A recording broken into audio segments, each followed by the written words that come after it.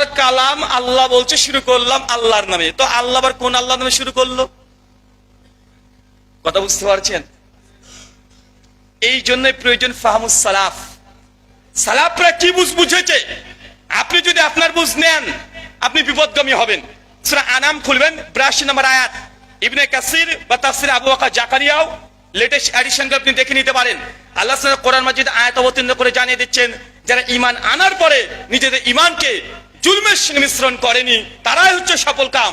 এই আয়াত যখন অবতীর্ণ হয়ে যায় সাহাবীরা হতবাক, তারা ভয় পেয়ে গেছে। এই আয়াতের সঙ্গে সাহাবীরা বুঝতে পারছে না।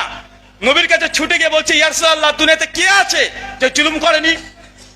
নবী আদম আলাইহিস সালাম তিনিও তো দোয়া করেছেন, রব্বানা যালামনা, হে আল্লাহ আমি নিজের প্রতি জুলুম করেছি। আর আয়াতে আল্লাহ নাজিল করে দিচ্ছেন, যারা ঈমান আনার পরে জুলুমের সঙ্গে তাদের ঈমানকে মিশ্রিত করেনি তারা হচ্ছে সফল কাম। আর যারা ঈমান আনার পরে যদি একটু যদি জুলুম করে তারা জাহান্নামে যাবে। সাহাবীরা এই অর্থ বুঝেছে, বুঝে ভয়ে নবীর কাছে চলে গেছে যে আল্লাহর নবী, আমাদের দুনিয়াতে এমন কোন মানুষ আছে যে কেউ জুলুম করে না? জুলুম তো হয়ে যায়। আমি যদি আপনার সাথে উঁচু গলায় কথা বলি আপনি কষ্ট পেলেন, এটা আপনার সঙ্গে জুলুম করা হলো না? হাজার রকমের জুলুম আছে। সাহাবীরা আল্লাহর নবীর কাছে ছুটে গিয়ে বলছে, রাসূলুল্লাহ আমরা তাহলে কি করব? আল্লাহ নবী তখন বলছেন যে তোমরা যে অর্থ বুঝেছো আসলে কোরআন এইভাবে অবতীর্ণ হয়নি, এ বুঝার জন্য কোরআন আসে নাই। এখানে জুলুম অর্থ এটা নয় যে একজন মানুষ আরেকজন মানুষের উপরে অন্যায় অত্যাচার করলো, এই জুলুম নয়। এই জুলুম অর্থাৎ সূরা লুকমান আয়াত নাম্বার 13, ইন্নাশা শিরকা লা জুলমুন আযীম, নিঃসন্দেহে শিরক মস্ত বড় জুলুম। আল্লাহ এই অর্থ নিয়েছে এখানে।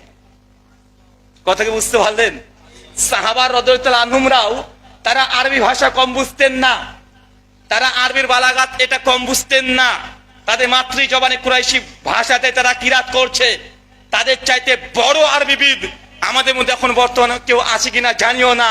তো তারা আরবিতে কোরআন পড়ছে, নবীর সামনে বসে পড়ছে, কিন্তু তারাও অর্থ বুঝতে ভুল করছে। বুঝে তারা একটা অর্থ নিয়ে নিয়েছে, অথচ এই আয়াতের ব্যাখ্যায় যখন নবী তাফসিরে গিয়েছে নবী বলছে এই অর্থটা সঠিক নয়।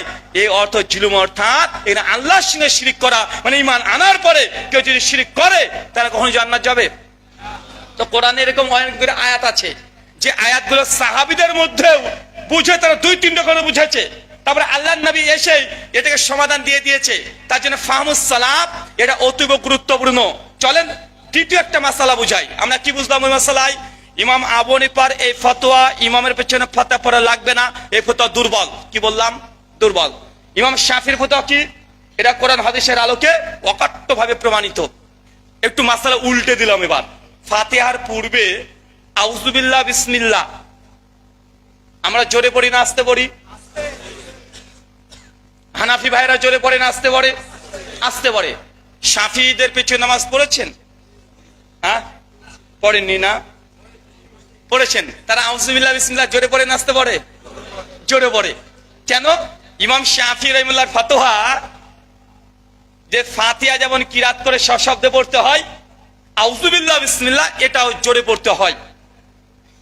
এই ব্যাপারে জামে তিরমিজিতে হাদিসে মজুদ আছে। কমপক্ষে আমার জন্য মধ্যে 6 থেকে 7 খানা হাদিস প্রমাণ মানে আছে। অধিকাংশ হাদিসকে শেখ আলবানী যায়েফ বলেছেন, তবে হাফেজ জুবার আলী যায়ের রহমাতুল্লাহ কিছু হাদিসকে হাসান পর্যায়ে বলেছেন। তার মানে এখানে আরেকটা আমরা দ্বিমত পাচ্ছি। কি? আউযু বিল্লাহ বিসমিল্লাহ জোরে বলতে হবে না আস্তে বলতে হবে? আমরা আহলে হাদিসরা কি করলাম দেখলাম, গবেষণা করে দেখলাম যে ইমাম আবু হানিফা বলছে যে আউযু বিল্লাহ বিসমিল্লাহ আস্তে বলতে হবে। তো তিনি দলিল কি কি পেশ করেছেন? তো ওখানে তিনি অনেকগুলো দলিল পেশ করেছেন। আবার দেখলাম ইমাম শাফি যে বলছে জোরে পড়তে হবে, তার দলিল কি? দলিলগুলো ভালোভাবে ঘাটাঘাটি করলে দেখা যায় আবু হানিফা রাহিমাহুল্লাহ যে দলিল পেশ করেছে তার কাছে এই দলিলগুলো শাফি মাযহাবের দলিল এটা দুর্বল। আমরা আহলে হাদিস কি ফতোয়া দিলাম? এই মাসালা কোন দিকে গিয়েছি? ইমাম আবু হানিফা রাহিমাহুল্লাহ তিনি যে ফতোয়া দিয়েছেন আমি চাই তার দলিলটাই এটা অধিকতর শক্তিশালী। তার বুঝটাই সালাফদের অধিকাংশদের বুঝ, জমহুর সালাফরা এটাই বুঝেছে। আমরা আহলে হাদিসরা এখানে জমহুর মুহাদ্দিস ফুকাহা যারা আছে তাদের বুঝটাকে প্রাধান্য দিয়েছি।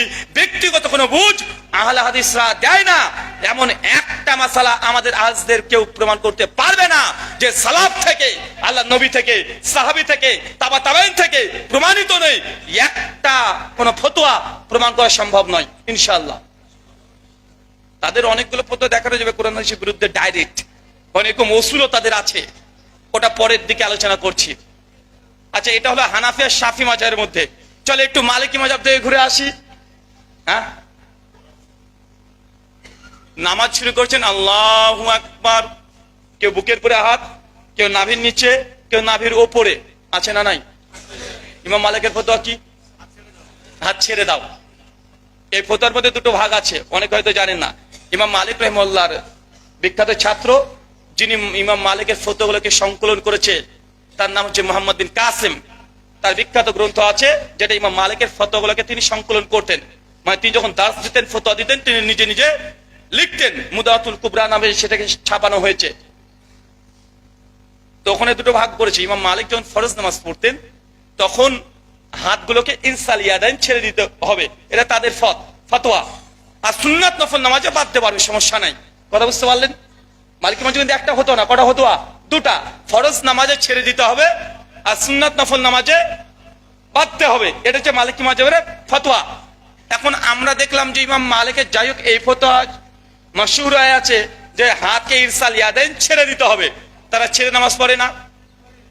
ছেড়ে নামাজ পড়ে। হানাফি, শাফিঈ, হাম্বলি, আহলে হাদিস তারা প্রত্যেকে কি করে? হাত বাঁধে। কোথায় বাঁধে? এটা বাদ দেন। এখন মূল মাসালা, হাতকে বাঁধতে হবে না ছেড়ে দিতে হবে? আমরা দেখলাম ইমাম মালিক দেখি তো হাত ছেড়ে দেওয়ার পক্ষে কি কি দলিল পেশ করেছে। দেখলাম তার দলিলগুলোতে এমন কিছু পাওয়া যায় না, বরং স্বয়ং ইমাম মালিক তার মুয়াত্তা মালিকের মধ্যে 240 নম্বর হাদিস আলোচনা করতে গিয়ে তিনি সাল বিন সাদের হাদিস নকল করছেন তার মুয়াত্তা মালিকের মধ্যে, যে আল্লাহর নবী বাম হাতে পরে ডান হাত তিনি রেখে তিনি বাঁধতেন। কোথায় বাঁধতেন এটাই উল্লেখ করে, কিন্তু বাঁধতেন স্বয়ং মুয়াত্তা মালিকেই আছে। তো তার নিজের ফতোয়া কি? ছেড়ে দিতে হবে। কি? ছেড়ে দিতে হবে। কিন্তু হাদিস কি নিয়ে আসছে? বাঁধতে হবে। শাফি মাযহাবের দলিল দেখলাম তারা কয়েক ডজন তারা হাদিস পেশ করেছে। 17 জন সাহাবী থেকে হাদিস তারা দলিল পেশ করেছে যে না, আল্লাহর নবী হাত বাঁধতেন। আমরা এই মাসালায় বললাম যে ইমাম মালিকের এই গবেষণায় ত্রুটি হয়েছে, খাতা হয়ে গেছে। কিন্তু বাকি 3 মাযহাব যে বাঁধতে হবে তাদের সঙ্গে আমরা একমত। আহলে সুন্নাহর ফতোয়া দিলাম কমপক্ষে হাত বাঁধা এটা সুন্নাত। কোথায় বাঁধতে হবে এটা দ্বিতীয় মাসালা। কথা বুঝতে পারলেন আপনি এবার? আচ্ছা, আর একটা উদাহরণ নেই। আচ্ছা, মোজা যখন মাসা করেন কোথায় করেন? ওপরে না নিচে? ওপরে করি না? ইমাম মালিক রাহিমাহুল্লাহ তার ফতোয়া হচ্ছে মুদাতুল কুবরা প্রথম খণ্ডের কিতাব তাহরাতের 39 নম্বর পৃষ্ঠায় নকল হচ্ছে মালিক থেকে, যে তার ফতোয়া যে মোজার নিচেও মাসা করতে হবে, উপরেও করতে হবে। কোন মাযহাবের ফতোয়া? ইমাম মালিকের। কি ফতোয়া? মোজা মাসা করতে হবে, নিচেও করতে হবে, উপরেও করতে হবে। ইমাম আহমদ ইবনে হাম্বল রাহিমাহুল্লাহ এবং ইমাম আবু হানিফা রাহিমাহুল্লাহর ফতোয়া কি? যে না, নিচে মাসা করার দরকার নেই, শুধু উপরে করতে হবে। এই জন্য তিনি সুনান আবু দাউদের দলিল উদ্ধৃতি করেছেন, বিখ্যাত কল সকলে জানে। আলী বিন আবি তালেব বলছে যদি ইসলাম যদি যুক্তি আর কিয়াসের ভিত্তিতে চলতো তাহলে মোজার নিচে মাসা করা লাগতো, উপরে নয়। কারণ নাপাক নোংরা লাগার সম্ভাবনা নিচে আছে, উপরে নয়। এই দলিলগুলোতে ইমাম আহমদ, ইমাম আবু হানিফা দলিল পেশ করে বলেছেন নিচে মাসা করার জরুরত নেই এবং উপরে করলেই হবে। কিন্তু ইমাম মালিক রাহিমাহুল্লাহ তিনি বলছেন না, নিচেও করতে হবে, উপরেও করতে হবে। আহলে হাদিস কি করলাম দেখলাম, আবার চেক করে দেখলাম ইমাম মালিক যে দলিলগুলো পেশ করেছে দুর্বল সনদে প্রমাণিত। হ্যাঁ, উপরে নিচে মাসা করার হাদিস আছে, তিরমিজিতে আছে। ইমাম তিরমিজি ওখানে হাদিস নকল করে বলছেন এই হাদিসে গরীব, এই হাদিসে দুর্বলতা আছে, কয়েকজন রাবীর ত্রুটি আছে। কিন্তু ইমাম মালিক এটাকে দলিল বানিয়েছে, যে দলিলকে দিয়ে ফতোয়া দিচ্ছে দুই দিকেই মাসা করাটা এটাই মুস্তাহাব। কিন্তু ইমাম আবু হানিফা বলছে না, দুই দিকে মাসা করা যাবে না, একদিকে করতে হবে। আমরা দেখলাম না, আবু হানিফা রাহিমাহুল্লাহ যে হাদিস পেশ করেছে এটাই সহিহ, আমরা এটাকে গ্রহণ করেছি। কথা কি বুঝতে পারলেন? এখানে আমাদের নিজের ইচ্ছে মতো মর্জি মতো কিছু করি নাই। আচ্ছা, মোজা মাসা করার পরে পরে নিলেন, শুধু একটা মাসালাতে আপনাকে দেখ, শুধু মোজা মাসার উপরে সালাফদের মধ্যে কমপক্ষে আমার জানা মতে আমি 43 খানা ইখতিলাফ পেয়েছি। 43 খানা। কথা বুঝতে পারলেন? শুধু মোজার মাসা নিয়ে 43 খানা মতভেদ আছে। এখন মোজা পরার পরে আপনি কতদিন এই মোজারত অবস্থাতে থাকতে হবে? টিকবে কতদিন অজু আপনার? কদিন? যদি আপনি বাড়িতে থাকেন একদিন, মুসাফির হলে 3 দিন, তাই না? এ ফতোয়া তো আমাদের ফতোয়া, এই ফতোয়া হানাফি ভাইদের ফতোয়া। আলহামদুলিল্লাহ একসঙ্গে হানাফি আহলে হাদিস এখানে ভাই ভাই। আমরা কি সব ভাই ভাই? ওই যে মিজানুর রহমান আজারি হাফেজাহুল্লাহ ওই যখন সিলেট আলোচনা করতে গেলেন পেকুয়াতে, বলছিলেন না বারবার যে আমরা সব ভাই ভাই, পেকুয়াবাসী আমরা সব ভাই ভাই। তো আমরা এই মাসালাতে হানাফি আর আহলে হাদিসরা কি ভাই ভাই। আপনার চাঁদপুরবাসী তাই না? তো চাঁদপুরবাসী আমরা কি সব? আমরা ভাই ভাই। তো এই মাসালায় আবার ইমাম মালিক ইমাম শাফির মত যে মাসা করার পরে যতদিন ইচ্ছা ততদিন চলবে, আনলিমিটেড। আনলিমিটেড প্যাকেজ আছে না? এবার মালিক আর ইমাম শাফির মাযহাব তাদের ফতোয়া হচ্ছে এই মাসালায় আনলিমিটেড, যতদিন ইচ্ছা আপনি ততদিনই এই মোজার পরে মাসা করতে পারবেন, কোনো লিমিট নেই। কিন্তু হাদিস বুখারী মুসলিম দ্বারা প্রমাণিত আছে যে আল্লাহ নবী 3 দিন পর্যন্ত ইজাজত দিয়েছেন। আর পরে আগে যে আমল ছিল সুনান আবু দাউদে এসেছে এবং সনদ সহিহ যে আল্লাহ নবীর হাদিস থেকে প্রমাণিত মোজার উপরে মাসা করা আপনি যতদিন ইচ্ছা ততদিন করতে পারবেন। কিন্তু এই হাদিস যে মানসুখ হয়েছে, এই মানসুখ হওয়াটা ইমাম মালিক ইমাম শাফি তিনি জানতেন না। ভুলটা কোথায় হচ্ছে জানেন? মানে বুঝতে পারলেন না মনে হয়। মানসুখ কি বলেন তো চাচা? রহিত হয়ে যাওয়া। মানে আসলে এই বিধান ছিল, প্রথমে ছিল ইসলামের প্রথমের দিকে আল্লাহ নবী ইজাজত দিয়েছেন যে না তোমরা যখন ওযু করে যখন মাসা করে নিবে, মোজা পরে ফেলবে, যতদিন ইচ্ছা ততদিন চলবে, কোনো সমস্যা নাই, এই বিধান ছিল। কিন্তু নবী যে পরবর্তী সময়তে এই বিধানটাকে কমিয়ে দিয়ে 3 দিন করে দিয়েছে, এটা ইমাম মালিকের কাছে ইমাম শাফির কাছে এই দলিল পৌঁছায় নাই। এই জন্য তাদের আগের হাদিসের ভিত্তিতে তারা ফতোয়া পেশ করেছে। পরবর্তী সময় ইমাম আবু হানিফা রাহিমাহুল্লাহ, ইমাম আহমদ বিন হাম্বল তারা বলছে যে না এই দুটো মানসুখ হয়ে গেছে। তো এরকম অজস্র আপনাকে উদাহরণ দেওয়া যাবে। আহলে হাদিসরা দেখেছে যে না এইখানে ইমাম আবু হানিফার হাম্বলি মাযহাবের যে ফতোয়া এটা আল্লাহ নবীর শেষ রায়, আমরা এটাকে গ্রহণ করেছি। এই ফাহামুস সালাফ এটা খুব গুরুত্বপূর্ণ। সালাফদের প্রত্যেকটা কথা এগুলো বিশ্লেষণ করে বিচার করে তারপরে আমাদেরকে মানতে হয়। এতটুকু বুঝতে পারলেন? এবার ফাহামুস সালাফ, সালাফদের বুঝ কি। এবার চলে আসেন মানহাজুস সালাফ। কি বললাম? সালাফটা বুঝে নিয়েছেন, এবার মানহাজটুক বুঝেন। অনেকে প্রশ্ন করে যে ভাই একজন বলছে মাযহাব মানতে হবে, একজন বলছে মানহাজ মানতে হবে। আলেসা কি বলছে? মানহাজ।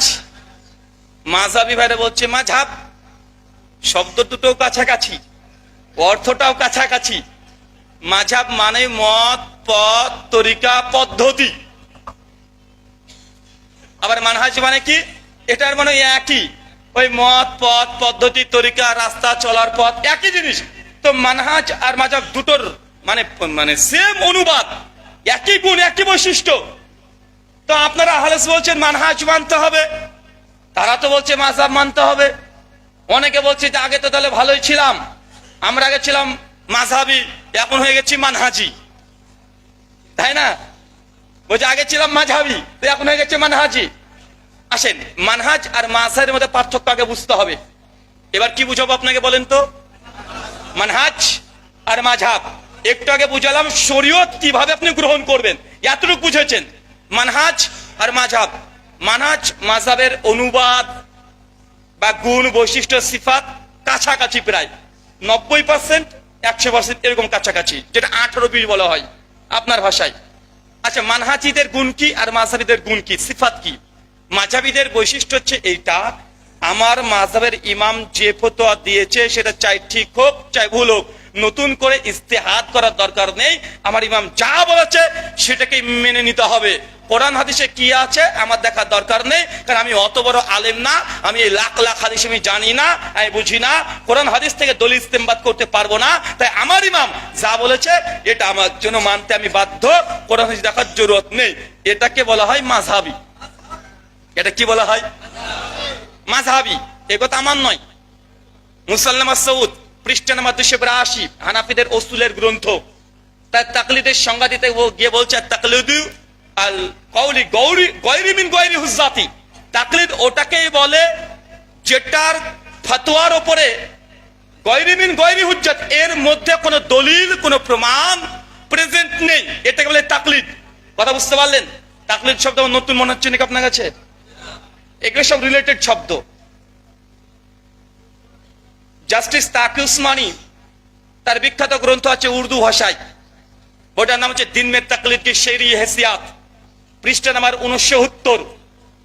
ওটার বাংলা অনুবাদ বাংলাদেশ থেকে করেছে মার্কুজুদ দাওয়া হানাফি কওমি ভাইরা অনুবাদ করেছে আব্দুল মালিক সাহেব, যিনি বাইতুল মুকাররমের বর্তমান খতিব।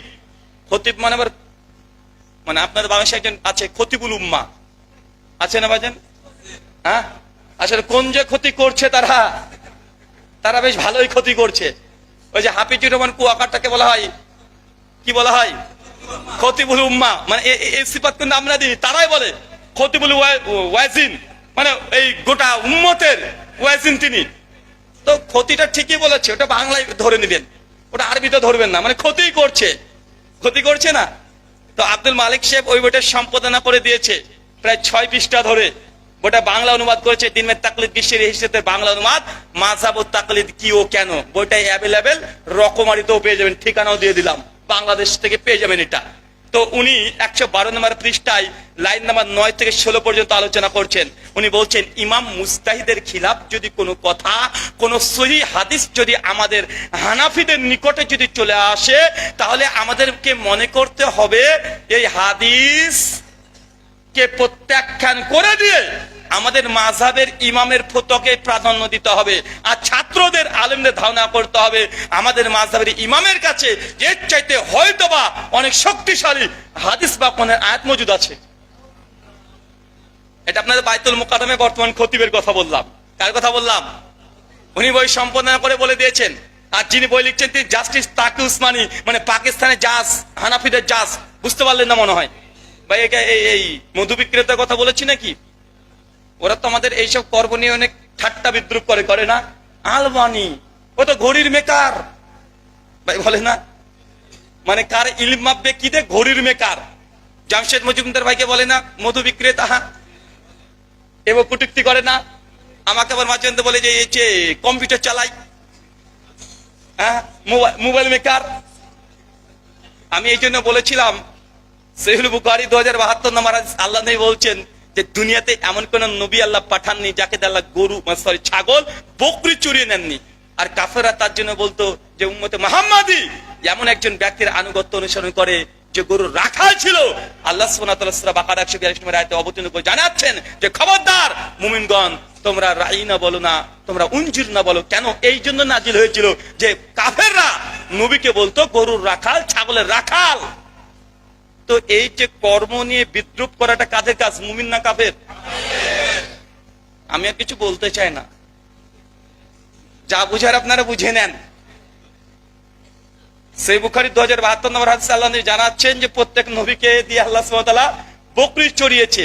আর এই কর্ম নিয়ে, হালাল কর্ম নিয়ে যারা বিদ্রুপ করে, এটা কোনো মুমিনের বৈশিষ্ট্য নয়, এটা কাফের মুশরিক, তাদের এটা বৈশিষ্ট্য। আর এর জন্য এক্সট্রা আল্লাহকে কোরআন একটা আয়াতও অবতীর্ণ করে জানাতে হয়েছে, খবরদার তোমরা এই শব্দ বলো না, এই শব্দটা বলো। আল্লাহ সুবহানাহু ওয়া তাআলা আমাদেরকে বোঝার তৌফিক দান করুন, সকলে বলি আমিন। আমার সাদা মনে কাদা নাই, একটু এটা জোরে একটু জবাব না দিলেও হয় না, মাঝে মধ্যে একটু অ্যান্টিভ্যানাম, টিটফট, ট্যাট, ফাক্কি এগুলো দিতে হয়। আমি প্রশ্ন করেছিলাম, ভাইজান আবু হানিফা রাহিমাহুল্লাহ কি ব্যবসা যেন করতো রে ভাই? হ্যাঁ, কাপড়ওয়ালা। কি ব্যবসা করতো? তো উনি যদি এত বড় গোটা জগতের যদি ইমামে আজম তারা বানাতে পারে, শেখ আলবানী রাহিমাহুল্লাহ তিনি কি করতেন? ঘড়ির মেকার। এটা মস্ত বড় সূক্ষ্ম কাজ, যাত্রার দ্বারা হয় না, হয় নাকি? ঘড়ির দেখেন কত ছোট্ট যন্ত্র রে ভাই, এটার সঙ্গে এটা দিয়ে কোনটা বেশি কঠিন কাজ? কাপড়ের ব্যবসা করা না ঘড়ির মিস্ত্রিগিরি করা, কোনটা বেশি কাজ? আলবানী রাহিমাহুল্লাহ শুধু ঘড়ির মিস্ত্রি নয়, এই উম্মতের হাদিসেরও মিস্ত্রি। বুঝতে পারলেন না? উনি হাদিস যেগুলো সহিহ সেটাকে আলাদা করেছে, যেটা যায়িফ সেটাকে আলাদা করেছে, যেটা মওযু জাল সেটাকে আলাদা করেছে। ঘড়ির মিস্ত্রির যেমন কাজ যেমন অনেক সূক্ষ্ম, হাদিসের কাজ তেমন সূক্ষ্ম। তাই বলে আমি ইমাম আবু হানিফা রাহিমাহুল্লাহকে মর্যাদাকে হানি করলাম না, জাস্ট টিট ফর ট্যাট হিসাবে এই কথা বললাম। আচ্ছা, সবচেয়ে হানাফিদের বড় ফেকার গ্রন্থ নাম কি?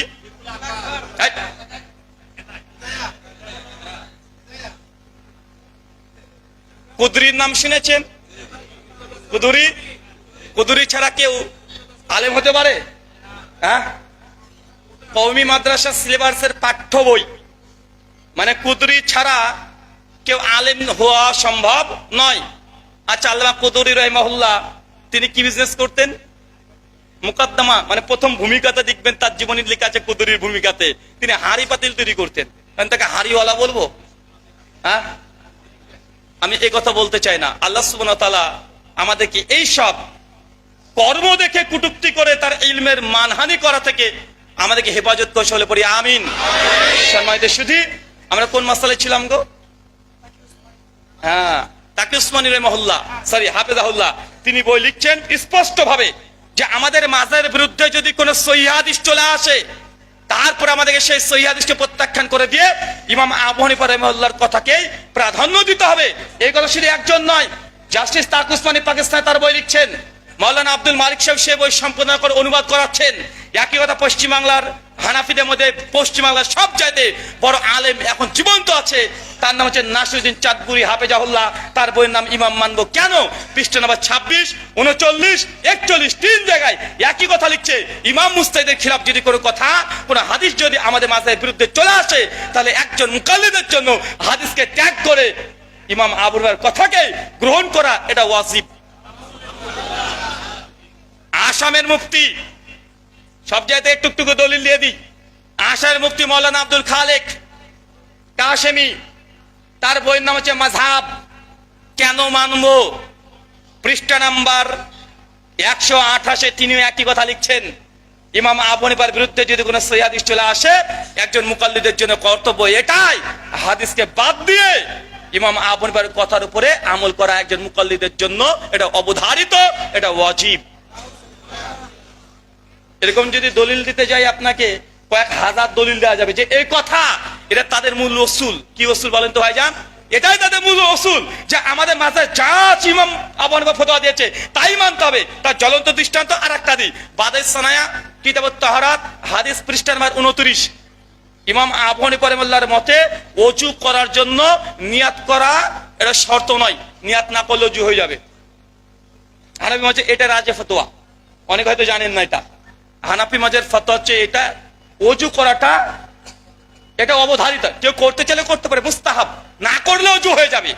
কথা বুঝতে পারলেন? মানে ওযু করার জন্য হানাফি মাযহাবের ফতোয়া এটা জাস্ট মুস্তাহাব, করলে হবে, না করলেও ওযু হয়ে যাবে। কিন্তু একাধিক হাদিস দ্বারা প্রমাণিত যে না, ওযু করাটা এটা প্রত্যেকটা ইবাদতের জন্য প্রথম শর্ত, কিন্তু এটাকে তারা না গ্রহণ করে তারা বলছে যে না, আমাদের করার প্রয়োজন নেই। আল্লাহ সুবহানাহু ওয়া তাআলা আমাদেরকে এই কথা বোঝার তৌফিক দান করো, আমিন। তার মানে বুঝতাম এখানে মাযহাব একটা গণ্ডির মধ্যে সীমাবদ্ধ। কি বললাম?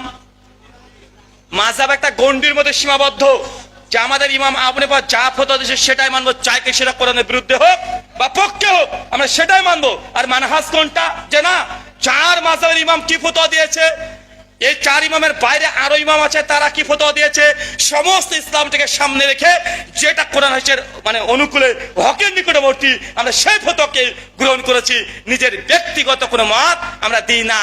মাযহাব একটা গন্ডি আছে, একটা কুয়া থেকে তারা পানি পান করছে। একটা দোকানদার কাছ থেকে মাল কিনছে, পাশের দোকানদারের যে কোন কোয়ালিটি আছে দেখার তারা চেষ্টা করে না। এক ডাক্তারের কাছে একই কোম্পানির তারা ঔষধ খায়, বাকি যে আরো যে ভালো ঔষধ থাকতে পারে সেটা তারা দেখানোর চেষ্টা করে না। মানে এক কুয়ার তারা পানি পান করছে। আর মানহাজ কি? সমুদ্রের পানির টেস্ট কি সেটাও তারা একটু বোঝার চেষ্টা করে, দেখে। পদ্মার নদীর পানির টেস্ট কেমন কি সেটাও দেখে না, ওটা দিয়ে বুঝবে না। চাঁদপুরের মানুষ তো আপনারা নাকি, এখানে ইলিশ জেনে কি জানো এটা? হ্যাঁ, ইলিশ কি এখানকার? গোটা বাংলাদেশের সবচেয়ে ভালো ইলিশ কোথায় পাওয়া যায়? চাঁদপুর না? তা চাঁদপুর একটা ইলিশ আছে, আর ভোলার একটা ইলিশ আছে পীর সাহেবের, বুঝলেন না? ওখানে তো পীর সাহেবই তো। ওটা কি? ওটা পীর সাহেবের এলাকা না? তা চাঁদপুরের ইলিশ হচ্ছে বিখ্যাত আপনাদের, তাই না? ভোলার ইলিশও ভালো, ভালো না? আবার পদ্মা যেটা আছে, ওই যে রাজশাহী দিয়ে চলে যাচ্ছে পদ্মা, ওই পদ্মা আমাদের মুর্শিদাবাদ দিয়ে ঢুকছে, আমাদের বাড়ির পাশ দিয়ে চলে যায়। কথা বুঝতে পারলেন তো? ওই পদ্মা তো ইলিশ হয়। সব ইলিশের কোয়ালিটি এক না আলাদা? তো এখন কেউ যদি বলে যে না, চাঁদপুরে ইলিশ খাওয়ার দরকারই নেই, ওই পদ্মার ইলিশই খাবো, বা ব্রহ্মপুত্রা নদীতে যে ইলিশ হয় সেটাই খাবো, এক জায়গাতেই যারা ফতোয়া নেয় এটা হচ্ছে মাযহাবী। কি কথা বলেন? মাযহাবী। এদের একটা গন্ডি আছে, এর বাইরে তারা যাবে না, চাই কোরআনের আয়াত আসুক, চাই হাদিস আসুক। এখন আপনারা বলেন যে ভাই, এই বড় বড় মাদ্রাসাতে এরা হুজুররা তো বুখারী পড়ায়, 17 বছর ধরে বুখারী পড়েছে, 40 বছর ধরে বুখারীর দার্স দিচ্ছে। আপনি টুক করে বুখারী আজকে একটা বাংলা অনুবাদ কিনে পড়ছেন, সেই বুখারী 735 থেকে 39 নম্বর হাদিস, নবী যখন রুকুতে যেতেন, রুকু থেকে উঠতেন তখন রফলিদান করতেন। তো বড় বড় হুজুর যারা বুখারী পড়ায় তারা কি হাদিস জানে না? জি তারা জানে, আপনার চেয়ে ভালোই জানে। এখন প্রশ্ন, তাহলে তারা মানে না কেন? কেন আমল করে না? ওই যে মাযহাবের করোনা ভাইরাস মাথায় আছে, তাদের রসুল এটা কি রসুল, ওই যে আমাদের মাযহাবের বিরুদ্ধে যদি কোনো সহিহ হাদিস চলে আসে ওটাকে মানা যাবে না, ওটাকে হয় মানসুখ করে দিতে হবে, নচেত ভাবতে হবে আমাদের ইমামের কাছে এর চাইতে শক্তিশালী কোনো হাদিস ছিল, তাই এই বুখারীতে থাকলে এই হাদিস মানা যাবে না। এখন যাদের মাথায় এই পোকা আছে তারা হচ্ছে মাযহাবী। কি বললাম? যাদের মধ্যে এই পোকা ঢুকে গেছে তারা হচ্ছে মাযহাবী। আর যারা বলছে না, চার ইমাম কি ফতোয়া দিয়েছে, কোন দলিলের আলোকে দিয়েছে, এই 4 মাসের ইমাম ছাড়া আরো কয়েক হাজার উম্মতের মধ্যে ইমাম আছে, মুজতাহিদ আছে, তারাও কি এই মাসালায় ফতোয়া দিয়েছে, সবগুলো মিলে আমরা সামনে রেখে তারপর আমরা একটা সিদ্ধান্ত দিই যে এটা হক, এটা বাতিল, আমরা সেটাকে গ্রহণ করেছি। এটা হচ্ছে প্রকৃত সালাফদের মানহাজ। আহলে হাদিসরা এই মানহাজের উপরে আছে আলহামদুলিল্লাহ। ব্যক্তিগত কোনো রায় আমরা কায়েম করি না যে সুবিধার্থে এখান থেকে একটা ওখান থেকে একটা আমরা নিই না। আরো অনেকগুলো উদাহরণ দেওয়া যাবে, একটা শেষ উদাহরণ আপনাকে দিই। হানাফি ভাইদের ফতোয়া কিছুদিন আগে দেখেছেন, 3 তালাক দিয়ে দিয়েছে মসজিদে, তারপরে সিঁড়ি পরে কি করেছে যেন একটা, হ্যাঁ করেছে না ভাইজান? কিছু একটা করেছে, কি করেছে আমি জানি না, ওই সোশ্যাল মিডিয়া ফেসবুকে দেখেছিলাম। এখন এই তালাকের মাসালা সবচেয়ে ভয়ঙ্কর এবং জটিল। হানাফি ভাইদের ফতোয়া, আপনি ঘুমিয়ে আছেন, কি করেছেন বলেন তো চাচা? আপনি ঘুমিয়ে আছেন, ফতোয়া স্বামী তালাকের অধ্যায় পরিষ্কার তারা ফতোয়া দিয়ে রেখেছে। আপনি ঘুমিয়ে আছেন, ঘুমের যুগে স্বপ্ন দেখছেন, স্ত্রীর সঙ্গে প্রচন্ড রাগ হচ্ছে, রাগে মাথা গরম হয়ে গেছে, হাত পা ঠান্ডা হয়ে গেছে, মাথা গরম হয়ে গেছে, ঘুমের যুগে হাতটা যদি স্ত্রীর দিকে আঙ্গুলটা উঠে আর ঘুম থেকে মানে ঘুমিয়ে আছেন আর মুখ ফসকে যদি বাড়িয়ে যায়, 2 তালাক, তালাক, তালাক, 3 তালাক, বউ শেষ।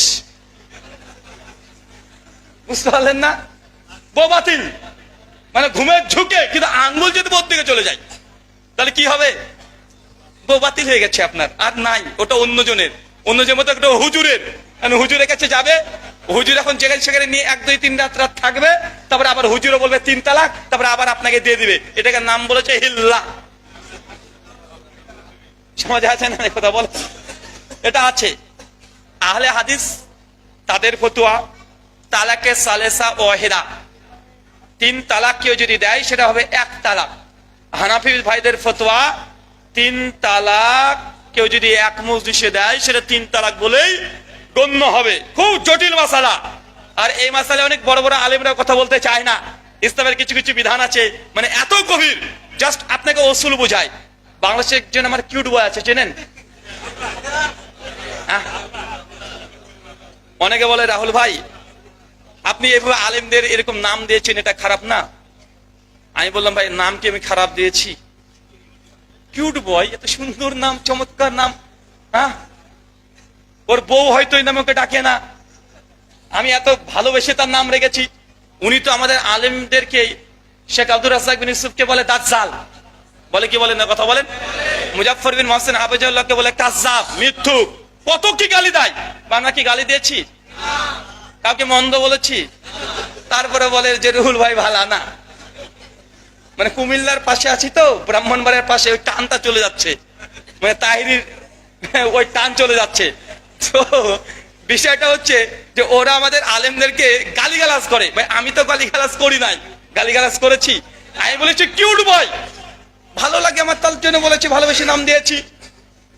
আল্লাহ নবী আমাদের আয়েশার নাম আয়েশাই, তাকে ডাকতো উম্মে হুরায়রা, মানে মানে আপনার যদি ভাষায় অনুবাদ করেন হবে সোনা পাখি, মানে পাখি, কথা বুঝতে পারলেন না? তো আল্লাহ নবী ভালোবেসে স্ত্রীর নাম দিয়েছেন, তো আমি আমার ভালোবাসার আলেম একজন তার কিউট বয় নাম দিতে পারবো না? আমাকে খারাপ নাম দিয়েছি? খারাপ নাম তো আমি দিই নাই। আরেকজন রংপুরে একজন হুজুর আছে, রংবাজ, আমি ওকে বলেছিলাম প্লে বয়, কেন? ও আগে খেলতো, তো আমি ওর সিফাতের বলে বৈশিষ্ট্যে মানে আমি নাম দিয়েছি। আরেকজন নাম দিয়েছিলাম যে নাইট বয়, কে বলেন তো? ওই যে কালো চশমা রাত্রি হতে পরে থাকে, ভাই সানগ্লাস দিনে পড়তে হয় সূর্যের তাপ থেকে, ও রাত্রে কালো চশমা পরে বক্তব্য দেয়। তোকে আমি এখন যে নাইট বয় বলি বা এটা খারাপ, আমি বুঝি না কেন আপনারা রেগে যান। আরেকজন আছে যে রাজশাহী, ওকে বলেছিলাম লাভ গুরু। হ্যাঁ, ওই যে শুধু প্রেম ভালোবাসারই গল্প বলে, যে যুবক ভাই মানে বিয়ে আর বিয়ে মানে গার্লফ্রেন্ড বয়ফ্রেন্ড এটা ছাড়া মানে আলোচনা নাই, মানে সিংহভাগ আলোচনা এগুলোই থাকে। তোকে বলেছি লাভ গুরু, ভাই খারাপ জিনিসটা। আমি কাউকে গালি দিই নাই ভাই, আমাকে খারাপ ভাবেন না, আমি ভালোবেসে নামগুলো দিই। তো আমার কিউট বয় উনি তালাকের মাসালা বুঝাচ্ছে যুক্তি দিয়ে। এই একজন ওঠেন তো, এই তুই আয়, তোকে মারবো, এদিকে আয়। আপনি আসেন, ভয় পাচ্ছে। আমার কিউট বয় পাশে এরকম একজন ব্যক্তিকে নিয়েছে, বলছে দেখেন আহলে হাদিসরা ওরা গুনতেও জানে না, শ্রোতারা ঠিক যা করে ধরেন ও ঠিক করে উঠছে, এখন প্রমাণ দিচ্ছে যে দেখবেন যে আহলে হাদিসরা গোনাও জানে না, ওরা 1 থেকে 3 গুনতেই পারে না। তারপরে গেছে 1 2 3, বলেন তো কয়টা মারলাম? বলছে আহলে হাদিসরা বলে একটা। কেন? বলছে এক বইটাকে বিবিকে যদি 3 তালাক দেয় বলবে একটা পড়েছে, তো মারলাম তো 3টে, একটা হয় কিভাবে? কথা বুঝতে পারলেন না? বসেন। আমি আমার কিউট বয়কে বলেছিলাম টিট ফর ট্যাট, তুমি যেটা ভাষায় বুঝো সেই ভাষায় না বুঝালে তুমিও বুঝবে না। আমি তখন বললাম যে কিউট বয় চাচা আপনাকে প্রশ্ন করি, চাচা কে কে বিয়ে করেছেন একবার হাত তুলেন তো দেখি।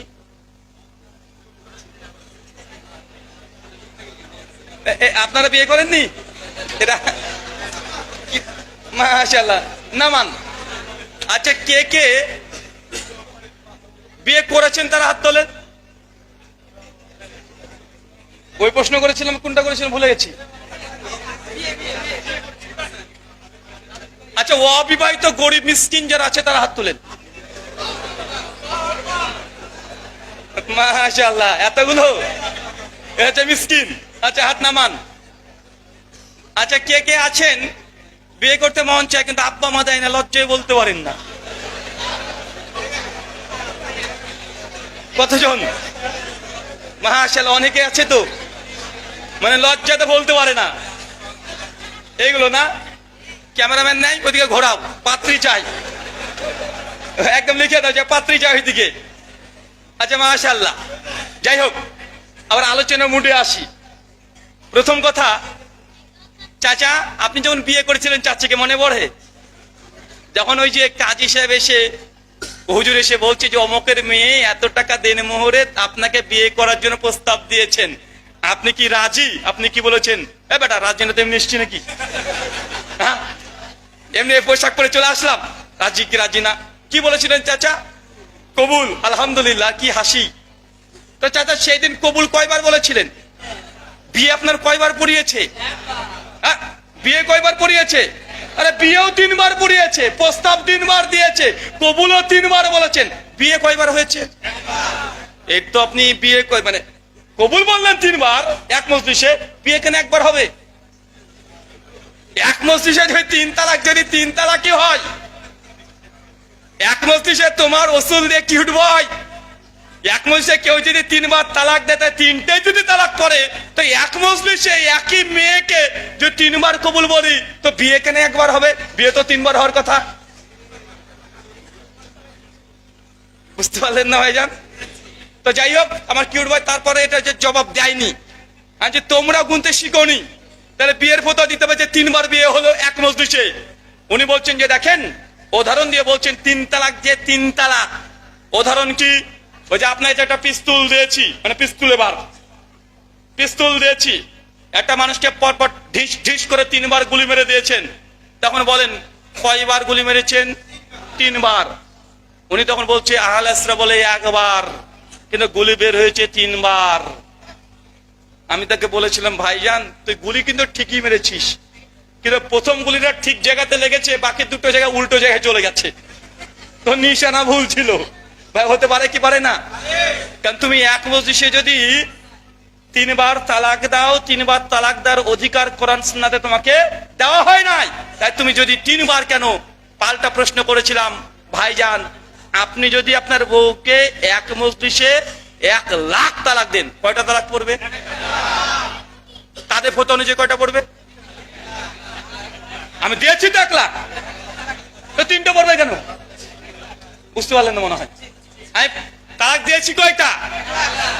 আমি বললাম তুই তালাক, তোর মা তালাক, তো 14 গোষ্ঠী তালাক। ভাই এই তালাক আছে না নাই? মানে 14 গোষ্ঠীকে তালাক দিয়েছে। তো এই যে তালাক দিয়েছে 14 গোষ্ঠী তালাক হয়ে যাবে? যদি বলে তোকে 100 তালাক দিলাম, তালাক কয়টা পড়বে? তাদের ফতোয়া 3টা। কেন 97 তালাক কোথায় গেল? কোথায় গেল? তো কিউট বয় আমার জবাব দিয়েছে, দেখেন যে আপনি এক মজলিসে যদি 100 তালাক দেন, তাহলে 3 তালাক পড়বে, 97 তালাক এটা বাতিল হবে। কেন? বলছে একজন পুরুষকে 3-এর অধিক তালাক দেওয়ার শরীয়তে কোনো অধিকারই দেয় নাই। তা আমি তো ওই কথাই বলেছি, একজন পুরুষকে এট এ টাইম একই সময়ে 1 তালাকের বেশি অধিকার দেয় নাই। তা ওই যে 3 তালাক কেন 3 কোটি তালাক দেয়, 1 তালাকই পড়বে, বাকিগুলো ব্রাউন্স করবে। কথা বুঝতে পারলেন না ভাইজান? ওর যা জবাব আমারও তাই জবাব। চলেন তালাক দেওয়া শিখিয়ে দিই আপনাকে, শিখবেন? হ্যাঁ শিখবেন না? তালাক ভালো কাজ না? কেন রে ভাই, একটু তালাক দেওয়া শিখিয়ে দিই। অনেকে বলে হুজুর রাগের মাথায় বউকে তালাক দিয়েছি, তালাক হয়েছে। আমি বলেছি ভাইজান, তালাক তো মানুষ বউকে রাগের মাথায় দেয়। কেউ কি মানে ওই যে ঢাকাতে গিয়ে 5 স্টার হোটেলে বসে বলবে যে আই লাভ ইউ মেরি জাহান, 1 তালাক। তালাক হয়ে যায় নাকি? মানে ভালোবেসে একদম কঠিন ভাবে মুডে সিনেমা চলছে, আর একটা বারে নিয়ে গিয়ে মানে আমার জান অনেকদিন সংসার করলাম, যাও তোমাকে আজকে 1 তালাক দিলাম, এই ভয়টা তালাক দেয় না নাকি? আরে তালাক তো রাগের মাথায় দেবে না? তো যাই হোক, তালাক দেওয়া শেখায় আপনাকে। মেয়েরা আজকে ভাববে যে হুজুর কি শিখিয়ে দিয়ে গেল, গালি দিয়ে আমাকে আজকে মানে ধুয়ে দিবে। আমি তারপরে তাদের পক্ষে একটু কথা বলবো। শোনেন, বিবাহ বিচ্ছিন্ন করার 5টা পদ্ধতি আছে। কয়টা? আপনি শুধু তালাকটাই জানেন, বাকিগুলো জানেন না। 5খানা পদ্ধতি আছে, তার মধ্যে একটা তালাক। এটা একটা মাসালা শুধু। চলেন একটু একটু করে বোঝায়। তালাক কি? এটা পুরুষের পাওয়ার, পুরুষের ক্ষমতা। কার ক্ষমতা? পুরুষ চাইলে তার স্ত্রীকে যে কোনো কারণে, কারণ হোক অকারণ হোক, তালাক দিলে তালাক হয়ে যাবে। কথা বুঝতে পারলেন? তার ক্ষমতা আছে। আপনার স্ত্রীকে পছন্দ হয়, তারপর যদি তালাক দিয়ে দেন, তারপরে তালাক হয়ে যাবে। কারণ ছাড়া বা কারণহীন অবস্থায় বা কারণ সহ যেভাবে ইচ্ছা এই অস্ত্র আপনি ব্যবহার করতে পারবেন। 2, আরেকটা হচ্ছে খোলা। কি আছে? খোলা। এটা যে মেয়েদের অধিকার। আপনার স্ত্রী আপনাকে কারণ ছাড়া বা কারণ থাকলেও আপনার কাছে খোলা চাইতে পারবে। আর কোন মেয়ে যদি তার স্বামীর কাছে খোলা চায়, আপনি সিগনেচার করেন চাই না করেন, পৃথিবীর কোন আদালত এই বিয়েকে আর টিকে রাখতে পারবে না, ভেঙে যাবে। কথা মনে বুঝতে পারলেন না? পৃথিবীর কোন মানে আদালত, পৃথিবীর কোন মানুষ স্ত্রী যদি খোলা তালাক চায়, আপনি যদি বলেন না আমি দেব না, এটা আপনার অধিকারই নাই। ও খোলা তালাক চাইলে ইসলামী আদালত বাধ্য তাকে খোলা করে দেওয়া। এটা কাদের অধিকার? নারীদের। 3, নিকাই তাফরিক। তাফরিক মানে বিচ্ছিন্ন করে দেওয়া। কি করে দেওয়া? বিচ্ছিন্ন করে দেওয়া।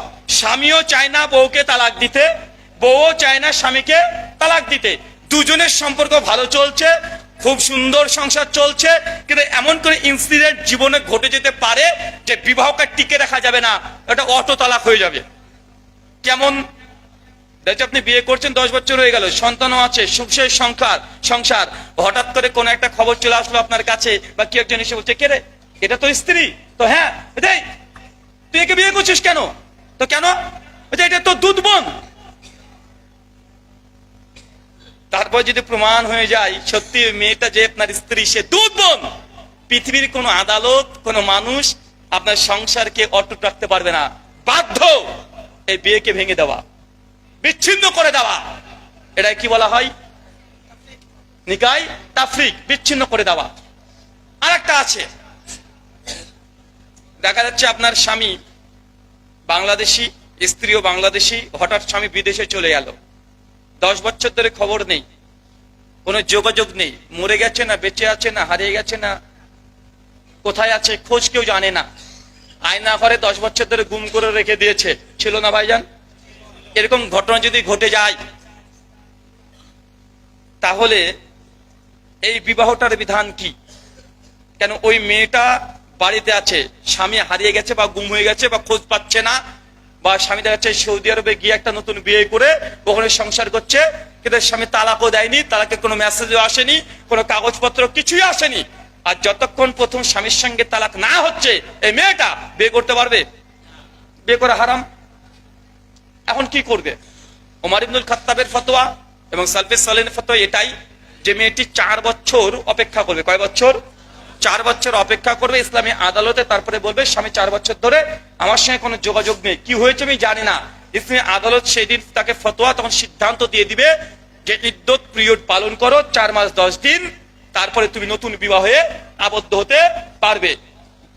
কথা বুঝতে পারলেন না? তবে এই মাসালায় বেহেশতির জিওরে আশরাফ আলী থানভী তিনি আলোচনা করতে গিয়ে তারা কথা বলছেন যে যদি কেউ স্বামী হারিয়ে যায়, গুম হয়ে যায়, খুঁজে না পাওয়া না যায়, তাহলে 120 বছর অপেক্ষা করবে।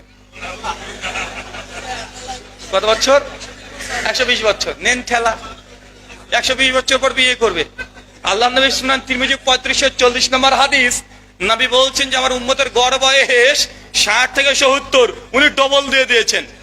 মানে মেয়েটা যদি 20 বছরে বিয়ে হয়, ওই সময়তে যদি স্বামীটা গুম হয়ে যায়, স্বামীটা হারিয়ে দেখা যাচ্ছে অন্য জায়গায় গিয়ে সংসার করছে, জানাই নাই, এখন মেয়েটা কত বছর অপেক্ষা করবে?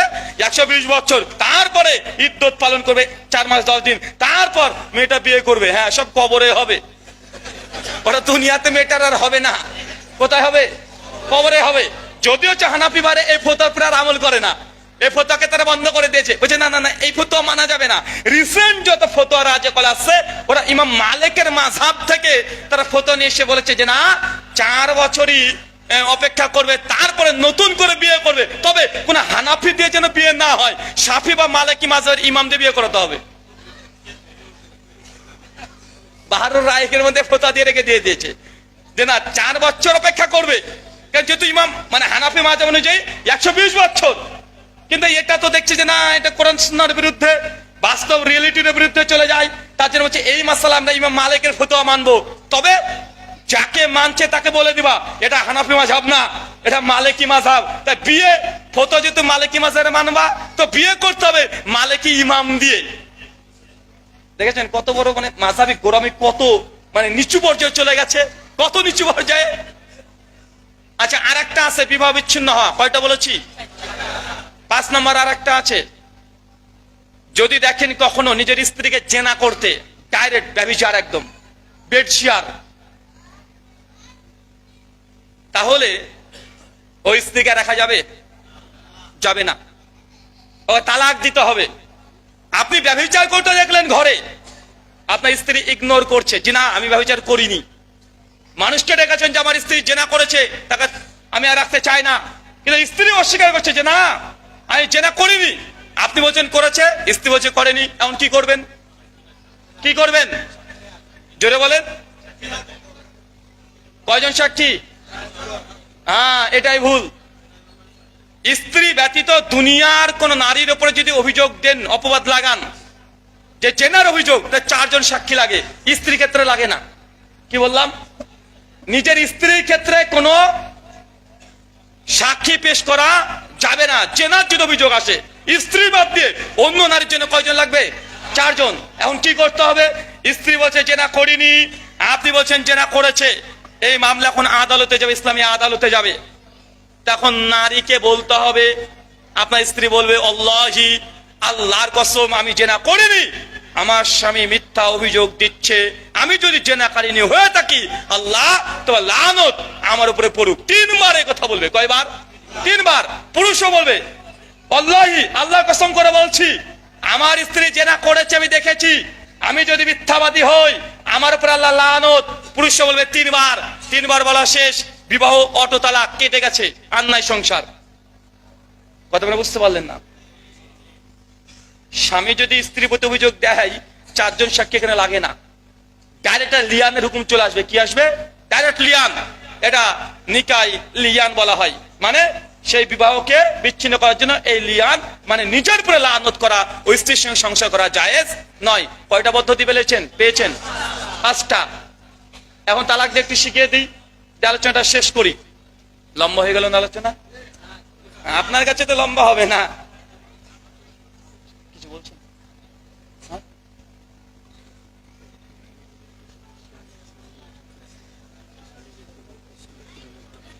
বলেন কি, মানুষ না পায়জামারে? ঠিক আছে, বসেন।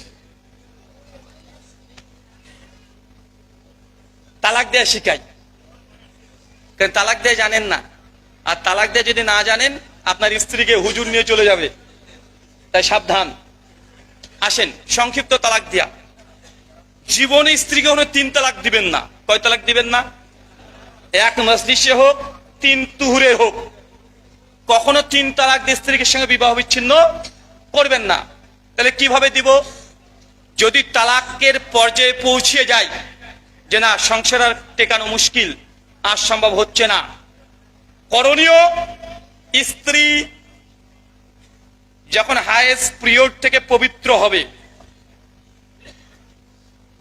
সহবাসহীন অবস্থায় মাঝখানে কোনো ফিজিক্যাল যাওয়া যাবে না। যদি চলে যান, তালাক দিলে আর কার্যকরী হয় না।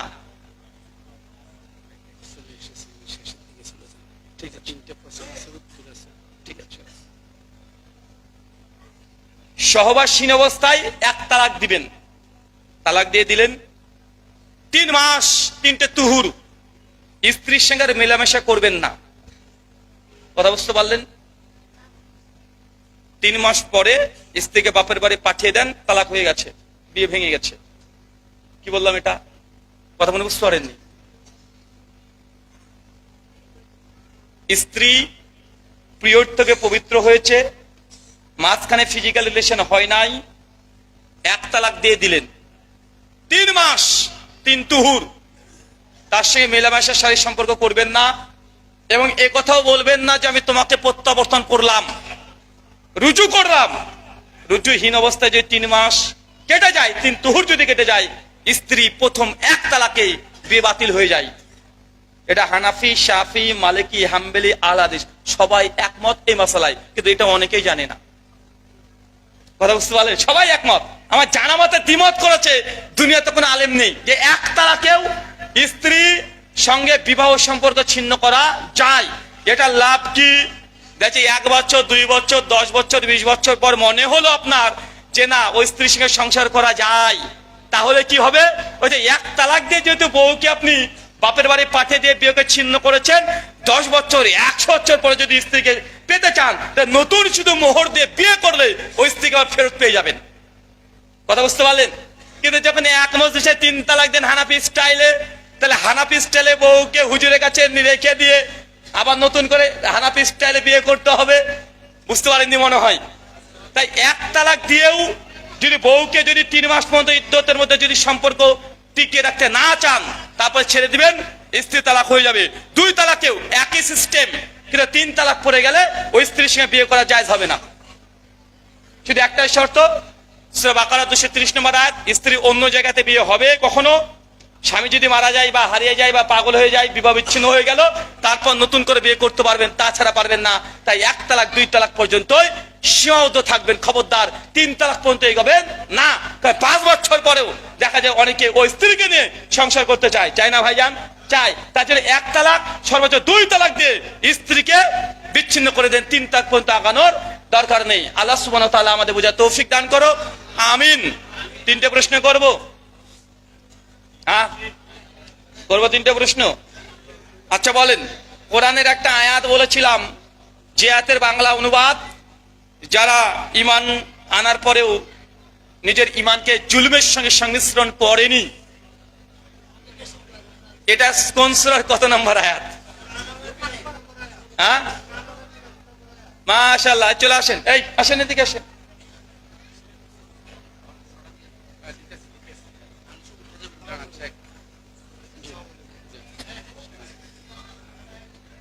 আচ্ছা, 2 নম্বর প্রশ্ন,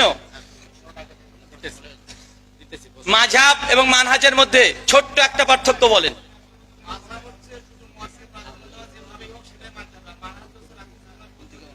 না, বলিনি তো এটা। হ্যাঁ,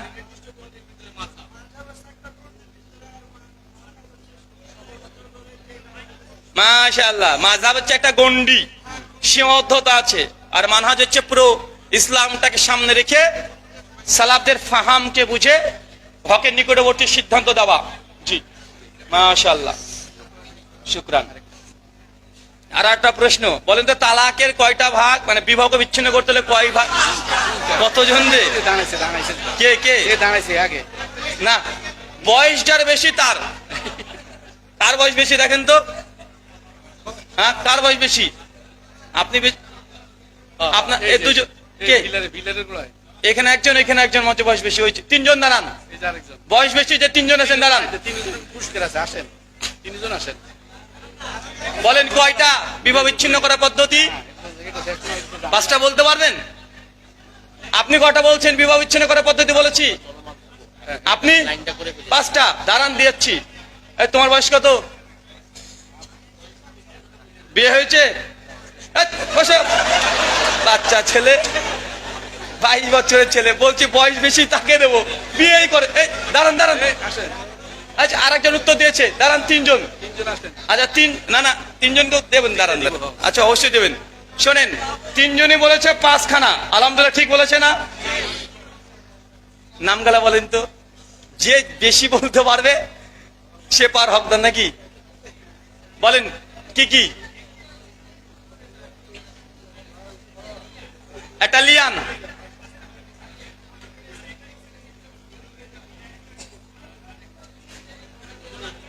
খোলা 2,